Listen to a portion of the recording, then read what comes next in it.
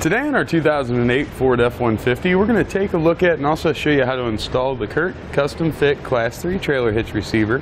This offers the 2" by 2" receiver tube opening. Its part number is C13365. Here's what your hitch is going to look like once you get it installed. As you can see, we've got our cross tube that connects at the frame on both sides, meets in the middle here at the receiver tube opening. Now this is a 2" by 2" receiver tube opening. It's a Class 3 hitch, so it's going to be really quite versatile. Of course, with a pickup application, you're probably going to be doing more towing than cargo carriers and bike racks, but just about any type of accessory they make for hitches is probably going to come in a Class 3 variety. Now to secure those items in place, we've got a pinhole here on the side of the hitch. That's 5/8 of an inch in diameter, and you want to be sure to choose Class 3 accessories. Regardless of what type of accessory you choose, there's a good amount of room around there. So we should be able to use regular pins and clips, locking hitch pins, and anti-rattle devices without any kind of real issue. You see the flush reinforcement collar here on the end, gives it a nice clean look.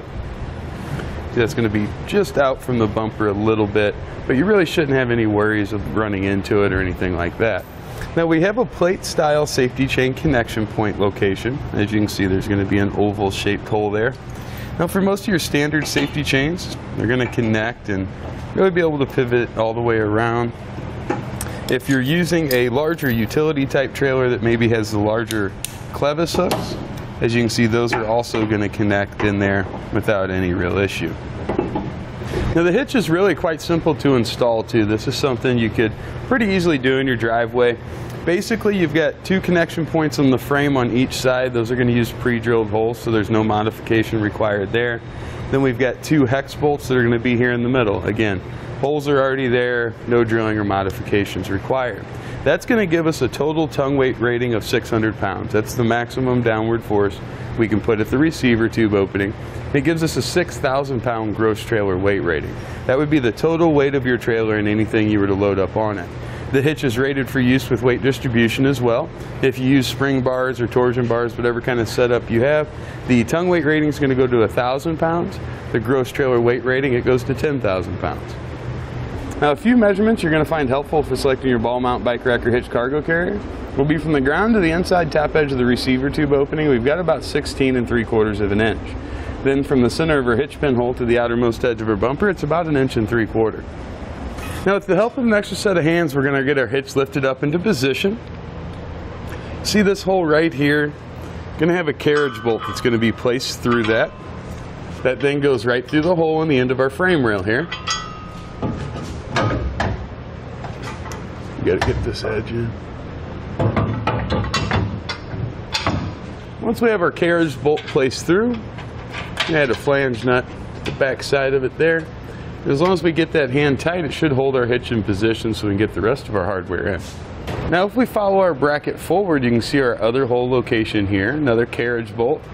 I'm going to go through the hitch from the inside, out of that hole, and that'll also get a flange nut. Now we're going to grab our larger hex bolt with a flat washer. We're going to pass that through the hitch, through the safety chain connection points, and then we're going to thread a flange nut on the back of that. You see you want your flat washer to be positioned on the outside up against the hitch.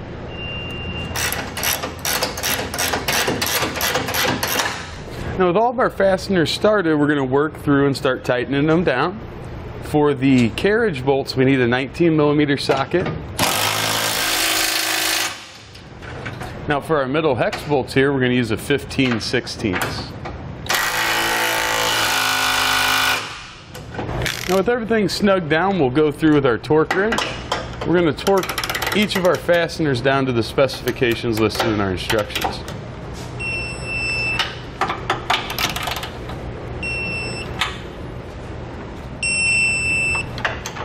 With everything torqued down properly, this is a great time to reinstall that spare tire if you removed it. And that'll complete our installation of the CURT Custom Fit Class 3 Trailer Hitch Receiver, part number C13365 on our 2008 Ford F-150. Thanks for watching. Click the link in our description below to shop, learn more, or visit us at etrailer.com. And leave a comment if you have any questions.